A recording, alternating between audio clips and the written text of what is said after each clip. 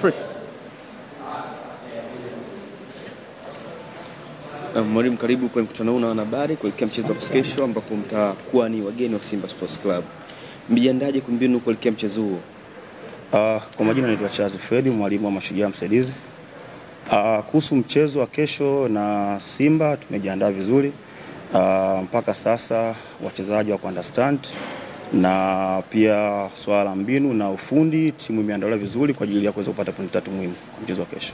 Mwalimu, tukirejea mchezo uliopita dhidi ya Simba Sports Club mkiwa wenyeji, mchezo ulikuwa mzuri sana, ulikuwa mgumu na kuweza kupoteza katika nyakati za jioni kabisa kwenye mchezo huu. Je, mchezo wa kesho maandalizi yapoje katika matumizi ya nafasi na matumizi ya kuweza safu yako ya ulinzi kuruhusu goli?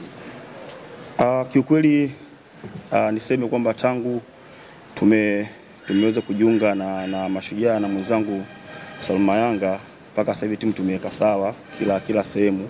Idara ya ulinzi timu iko sawa, idara ya ushambuliaji timu iko sawa. Ndio maana kuna baadhi ya michezo nyuma tumeweza kufanya vizuri, na ukiangalia pia muendelezo wa timu sio mbaya, ni mzuri. Lakini tukisema mchezo uliopita ambao tumeweza kupata ushindi mwishoni, na kitu pekee ambacho tunasema huu mchezo wa kesho tumejiandaa vile kufanya muendelezo mzuri kwenye mchezo wa kesho.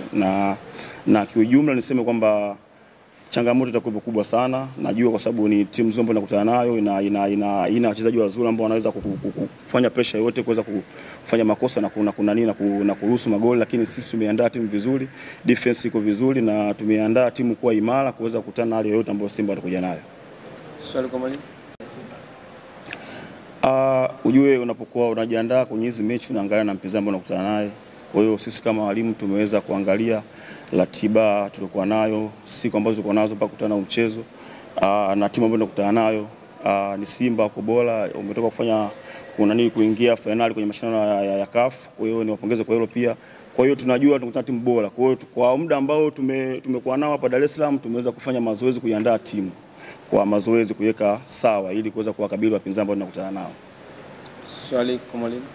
Sasa coach, pengine kiufundi mmefika vipi na kuiona Simba katika sura zote, hasa katika mchezo wa kimataifa kama walimu katika mchezo wa kiufundi?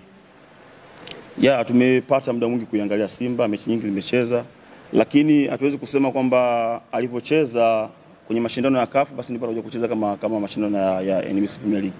Kwa hiyo tunajua atakuja tofauti, lakini sisi pia tumejiandaa kwa hali yoyote ile ambayo anakuja nayo Simba kuweza kumkabili na kummanage.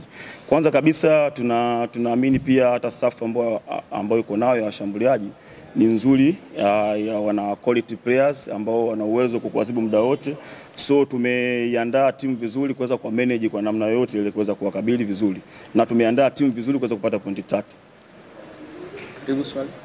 Mwalimu, tunaamini kwenye michezo hamasa ni kitu muhimu zaidi, na bila shaka kwenye mchezo huu kuna sehemu ya hamasa kwa washabiki, lakini kwa uongozi wa wachezaji, na kama inatokea imewekewa hela maana labda milioni 100, nadhani inaweza ikaongeza hamasa kwa wachezaji ama inaweza ikaondoa mpango wa mwalimu? Mimi niseme tu kwamba nizungumzie upande wa kiufundi. Hiyo swala la hamasa siwezi kulisema sana kwa sababu sio sehemu yangu. Mimi niko hapa kuongea swala la kiufundi. Kwa hiyo mimi kama mwalimu, timu tumeandaa vizuri sana kiufundi kuweza kuwadhibiti Simba na kuweza kushinda mechi.